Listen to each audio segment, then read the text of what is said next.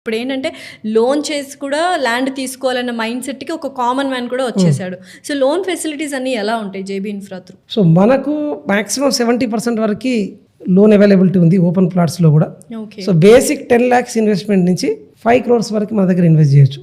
We have various projects like Vijayawada హైవేలో nature valley అని 710 acres ఉంది. సో ఎంటైర్ ప్రాజెక్ట్కి ఒక 100 feet road 5 kilometers across the board ఇచ్చాము. Plus underground electricity, underground drainage, black top roads, avenue plantation with high class amenities. అంటే మనకు roundabouts కానీ, club houses కానీ, plus setbacks from highways కానీ, national highway turnings కానీ international లెవెల్లో తీసుకున్నాం. Plus ఇబ్రహీంపట్నంలో Nagarjuna Sagar హైవేలో గురునానక్ కాలేజ్ పక్కన 680 acres ఉంది మనకు. సో అక్కడ కూడా అన్ని 500 acres పైనే ఉన్నాయి. yes. చాలా పెద్ద ప్రాజెక్ట్స్. ఎగ్జాక్ట్లీ, దానివల్లనే కస్టమర్కి లాభం ఎక్కువవుతుంది. ఎందుకంటే 10 acres తీసుకున్న ప్రాజెక్ట్లో హైవే ఫేసింగ్లో మీరు ఎక్కడ వరకు ఎంత దూరం పోయినా minimum 3 to 4 crore per acre ఉంటుంది కదా. అవును. సో ఆ ప్రైస్లో వచ్చినప్పుడు కస్టమర్కి బెనిఫిట్ చేయలేడు.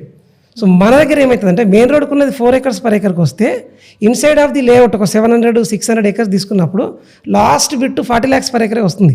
యావరేజ్గా ప్రైస్ వర్కౌట్ అవుతుంది కనుక స్టార్టింగ్లో బ్రేక్ ఈవెన్లో ఇస్తాము, తర్వాత మాకు బెనిఫిట్ అవుతుంది. ఓకే. ఎలాగో అది మొత్తం లేఅవుట్లోనే ఉంటుంది కాబట్టి డెవలప్మెంట్స్ కూడా అంతే ఈజీగా అంతే ఈజీగా అవుతాయి. కేజీ ఉల్లిపాయ తీసుకున్న వాళ్ళకి లారీ తీసుకున్న వాళ్ళకి డిఫరెన్స్ ఎంత ఉంటుందో ఆ డిఫరెన్స్ ఉంటుంది. ఆ బెనిఫిట్ కస్టమర్కి యాడ్ అవుతుంది.